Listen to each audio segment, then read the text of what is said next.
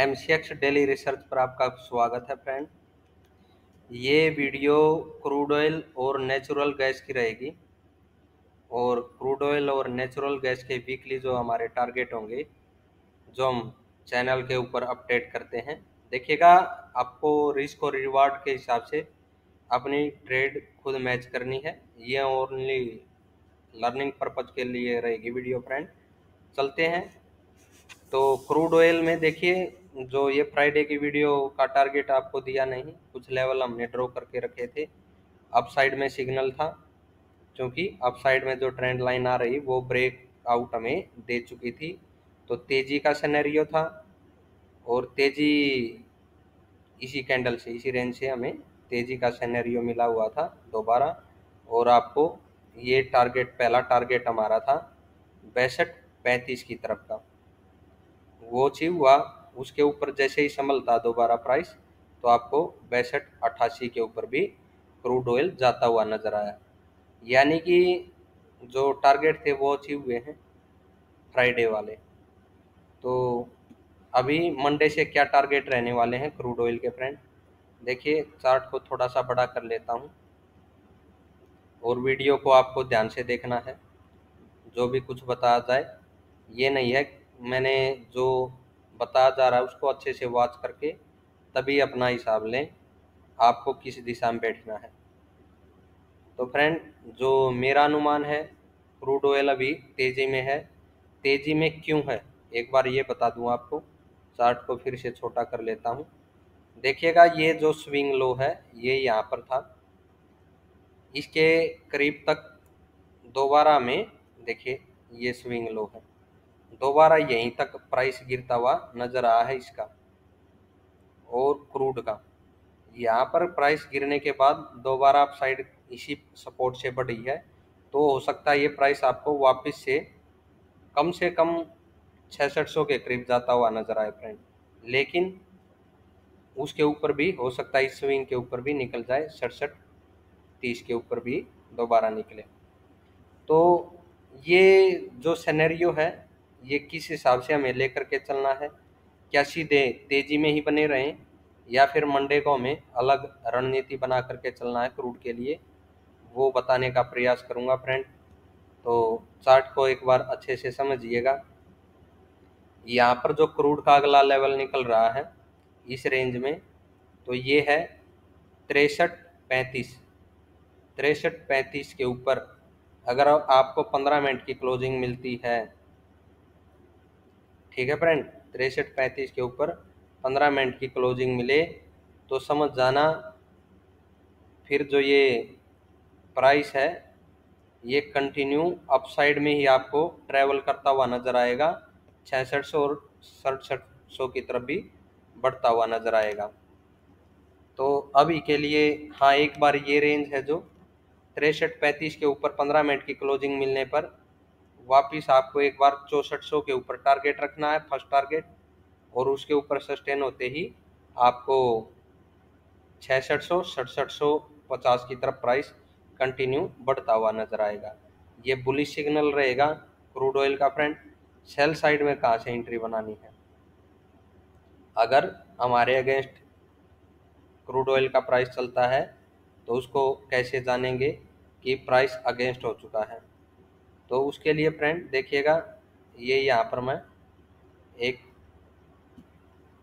Trend line को draw कर देता हूँ। ट्रेंड लाइन देखिएगा, इन कैंडल को नीचे से मिला करके ही ड्रॉ करनी है आपको भी। और इस ट्रेंड लाइन के सहारे ये समझ के चलना है क्रूड ऑयल कंटिन्यू तेजी में रहेगा। जैसे ही प्राइस इस रेंज में आता भी आपको दोबारा तेजी देखने को मिलेगी। हाँ, अगर ये भी ध्यान रखना फ्रेंड, 62.35 के नीचे या ट्रेंड लाइन के नीचे आपको आवरली क्लोजिंग मिलती है, तो प्राइस वापिस से 6130 और उसके भी नीचे सस्टेन हो तो 6000 की तरफ गिर भी सकता है। तो ट्रेंड लाइन ब्रेक होने पर 62.35 के नीचे प्राइस सस्टेन हो तो सेल साइड में एंट्री बना सकते हैं। अदरवाइज टारगेट रहेंगे 6130 और 6000 के करीब का सेकंड टारगेट रहेगा फ्रेंड। ये सेल साइड के टारगेट होंगे। ट्रेंड लाइन के ऊपर क्रूड ऑयल में कंटिन्यू तेजी में बना रहना है और अगला लेवल 63 35 का रखिएगा, वहाँ तक तो और क्रूड ऑयल आपको बढ़ता हुआ नजर आना चाहिए। सस्टेन हुआ तो कंटिन्यू तेजी का अनुमान ही रहेगा फ्रेंड। ये एनजी का चार्ट है फ्रेंड। एनजी में आपने बोला होगा कि 200 के करीब का टारगेट नहीं मिला। तो फ्रेंड देखिए कुछ लेवल थे, हालांकि हमने ये कहा था कि ये जो हमने यहाँ पर रेजिस्टेंस रखे हुए हैं ये टूट जाने चाहिए थे, मार्केट को इनको ब्रेक कर देना चाहिए था, लेकिन इन्हीं के करीब प्राइस जाता है, लेकिन 192 को ब्रेक नहीं कर पाता फ्रेंड दोबारा से, इसलिए बार बार सेलिंग हो रही थी।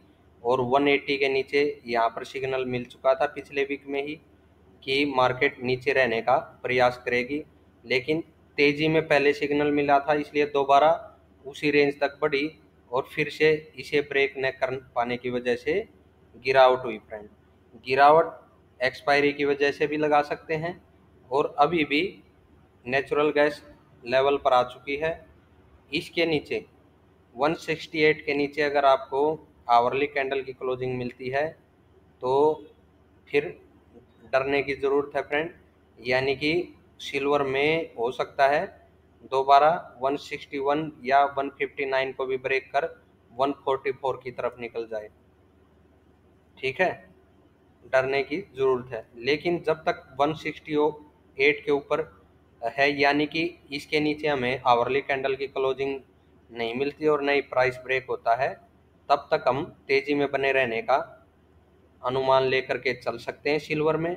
और जो ये 180 के नीचे हमने अनुमान रखा था कि इस रेंज तक गिर सकती है, वहाँ तक गिर चुकी है और यहाँ से कंटिन्यू बाई साइड में आपको एनजी है वो बढ़ती हुई नज़र आ सकती है नेचुरल गैस, और आपको बाई साइड के ही दोबारा टारगेट देखने को मिल सकते हैं।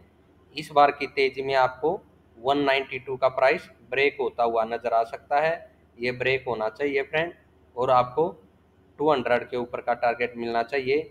ध्यान क्या रखना है, 168 के नीचे आवरली क्लोजिंग न मिले और उसका प्राइस ब्रेक ना हो।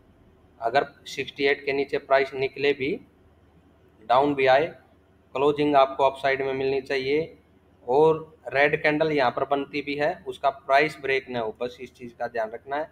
यानी कि ये लेवल इम्पोर्टेंट लेवल है, इसके ऊपर अगर संभलती है तो हम ये मान के चलेंगे 169 के ऊपर से ही अगर दोबारा यहाँ पर संभलती है और 169 के ऊपर निकलती है तो यहाँ पर दोबारा तेजी में रहेंगे।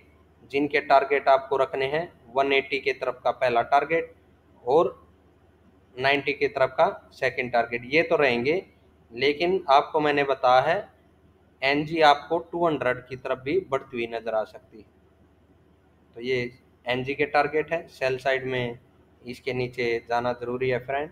अगला टारगेट 161 की तरफ, 59 ब्रेक हुआ तो 144।